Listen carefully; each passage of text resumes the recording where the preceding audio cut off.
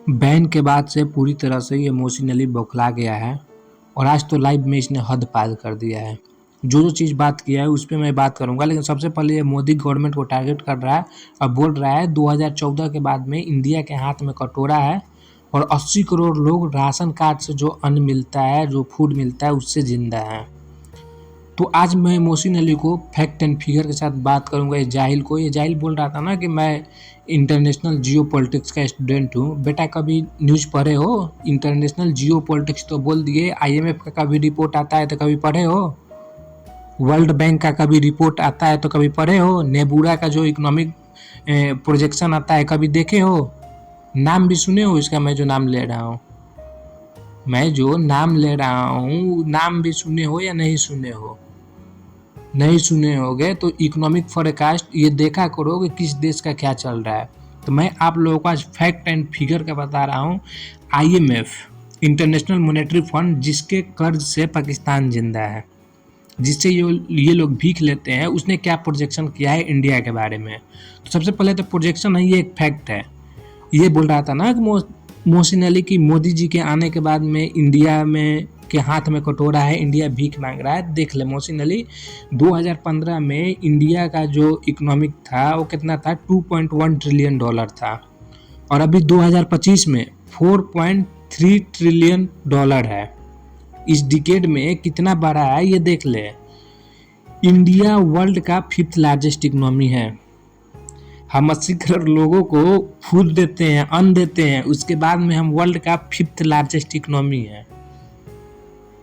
मेरे बेटा मोहसिन अली, वर्ल्ड का 5th लार्जेस्ट इकोनॉमी, वर्ल्ड में कितने कंट्री होगा ये देख लेना और हम 5वें नंबर पे आते हैं। और मैं वही चीज़ नहीं, एक और चीज़ बता रहा हूँ।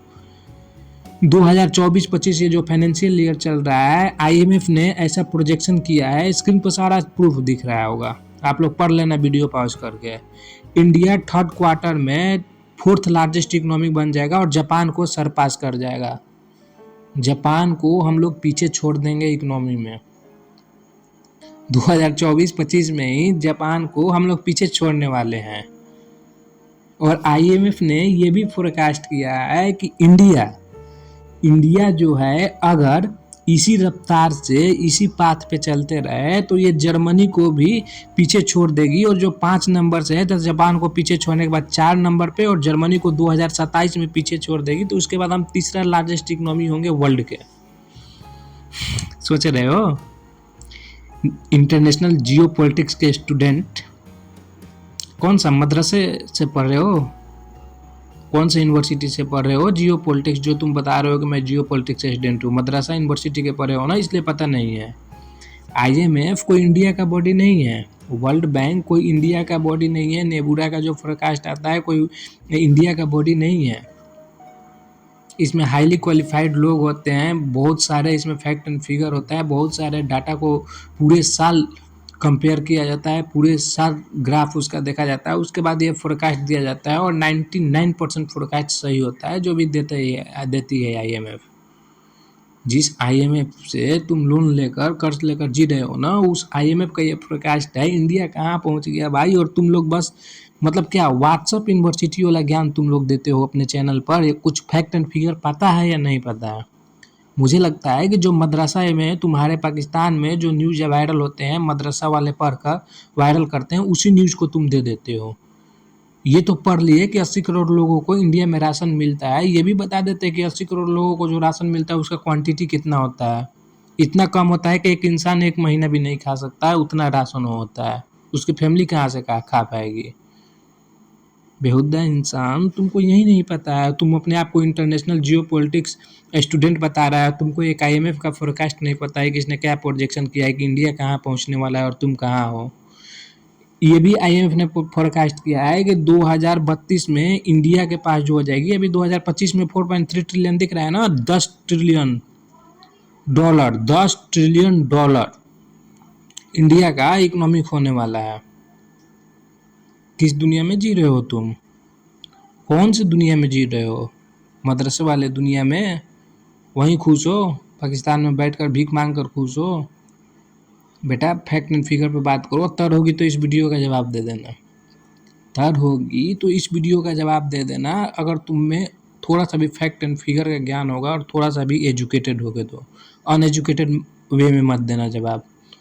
अनएजुकेटेड वे में जो आंसर करोगे वो आंसर हमें एक्सेप्टेड नहीं होगा। मतलब कोई ऐसा चीज़ लाना कि कोई ऐसा रिपोर्ट लाना जो पूरे वर्ल्ड के लिए मतलब एक फेमस है, छोटे मोटे बटी का नहीं, जिसमें बहुत सारे कंट्री शामिल हो। एक रिपोर्ट मेरे पास रखना कि इंडिया का स्थिति कहाँ पे है, इंडिया कहाँ जा रहा है। इकोनॉमी की बात कर रहा हूँ मैं। बहुत सारे इंडेक्स हैं जिसमें इंडिया भी नीचे है, लेकिन वैसे सारे कंट्री कोई ना कोई इंडेक्स निकालोगे तो उसमें नीचे मिलेंगे ही मिलेंगे, इंडिया ही नहीं है। लेकिन इकोनॉमिक के मामले में जो तुम बोल रहे हो ना कि 80 करोड़ लोगों को अन्न देते हैं मोदी जी, तो मोदी जी अन्न नहीं देते हैं। मोदी जी तुम लोगों को जो पिछवाड़ा में देते हैं उससे तुम लोगों को तकलीफ है। तुम जैसे जाहिल जो सोच के लोग हैं उनको मोदी जी से दिक्कत है। सिर्फ इंडिया में रह रहे एजुकेटेड जो मुसलमान हैं उनको भी मोदी जी से दिक्कत नहीं है, लेकिन तुम्हारे जैसे जो मुसलमान हैं, तुम्हारे जैसे जो लोग हैं, मुसलमान ही नहीं जो तुम्हारे जैसे लोग हैं, उनको मोदी जी से दिक्कत है। मोहसिन अली जैसे लोगों को मोदी जी से दिक्कत है। दे दिए ना तुम्हारे पिछवाड़े में मोदी जी डंडा, दे दिए कि नहीं दे दिए आपका मोहसिन अली बैन करके। 2.0 भी बंद होगा, रिएक्शन चैनल भी बंद होगा। फिर पाकिस्तान में तू भां भां भां करना। कैपिटल टीवी ज्वाइन किया था ना, जब तू कैपिटल टीवी का शो बनाता था यूट्यूब पर, तेरे को कितना व्यू मिलता था? कितना व्यू मिलता था? 100-200 व्यू मिलता था। और क्या ही कैपिटल टीवी तेरे को माल पानी देगा भाई। पाकिस्तान का धंधा बंद होने वाला है। अब इसने दूसरा बात बोला है कि पाकिस्तान गवर्नमेंट ने IPL को एल पे चढ़ा दिया है। आज इसने अपने इमोशन रिएक्शन वाले वीडियो में बोला है। तो बेटा डरा किसको रहे हो, किसको तरिया लगा रहे हो? हमको क्या फ़र्क पड़ता है IPL अगर पाकिस्तान में बैन हो गया तो। 1 GB में 1 महीना चलाने वाले तुम हमको बताओगे कि मतलब IPL बैन हो गया। बैन कर दो ना, IPL बैन कर दो, इंडिया से सारे यूट्यूब चैनल बैन कर दो पाकिस्तान में, क्या ही फ़र्क पड़ता है?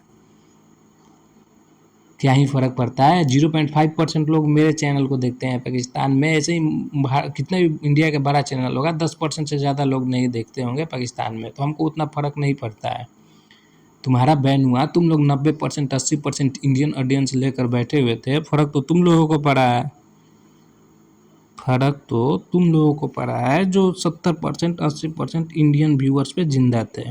अभी बौखलाहट दिखेगी तुम लोगों को, लाजमी है बौखलाहट तो दिखेगी।